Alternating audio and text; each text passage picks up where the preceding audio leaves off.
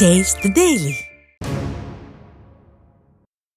அதிமுக பொதுச் செயலாளர் எடப்பாடி கே பழனிசாமியின் பிறந்த நாளை ஒட்டி திருச்சியில் உள்ள உடையான்பட்டியில் மாநகர் மாவட்ட இலக்கிய அணி சார்பில் கிரிக்கெட் போட்டி நடைபெற்றது. மாவட்ட இலக்கிய அணி செயலாளர் பாலாஜி ஏற்பாட்டில் நடைபெற்ற கிரிக்கெட் போட்டியை திருச்சி மாநகர் மாவட்ட கழக செயலாளர் சீனிவாசன் துவக்கி வைத்தார். இந்நிகழ்ச்சியில் முன்னாள் நாடாளுமன்ற உறுப்பினர் ரத்தினவேல், முன்னாள் மாவட்ட செயலாளர் பரமசிவம், புரட்சித் தலைவி அம்மா பேரவை மாநில துணை செயலாளர் ஜோதிவாணன் மற்றும் கழக நிர்வாகிகள் ஏராளமானோர் கலந்து கொண்டனர்.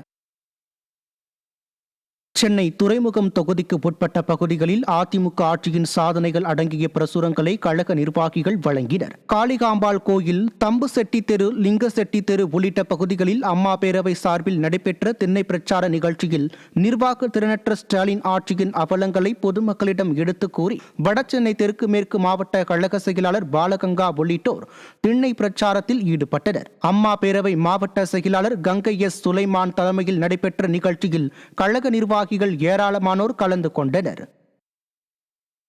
திருவள்ளூர் மாவட்டம் பள்ளிப்பட்டு அருகே வாக்குச்சாவடி முகவர்கள் ஆலோசனை கூட்டம் நடைபெற்றது.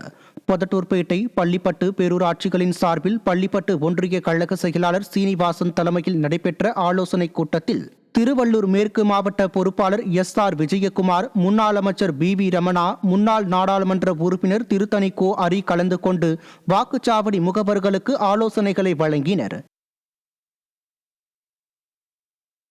திருவண்ணாமலை மாவட்டம் போலூரில் அதிமுக ஆட்சியின் சாதனைகள் அடங்கிய பிரசுரங்களை கழக நிர்வாகிகள் வழங்கினர். திருவண்ணாமலை மத்திய மாவட்ட கழக செயலாளர் ஜெயசுதா லட்சுமிகாந்தன் தலைமையிலும் போலூர் நகர செயலாளர் பாண்டுரங்கன் முன்னிலையிலும் நடைபெற்ற நிகழ்ச்சியில் விடியா திமுக அரசின் அவலங்கள் குறித்து பொதுமக்களிடம் எடுத்துக் கூறப்பட்டது. மத்திய மாவட்ட அம்மா பேரவை செயலாளர் பாரிபாபு ஏற்பாட்டில் போலூர் டவுன் பஜார் வீதியில் நடைபெற்ற நிகழ்ச்சியில் கழக நிர்வாகிகள் ஏராளமானோர் கலந்து கொண்டனர்.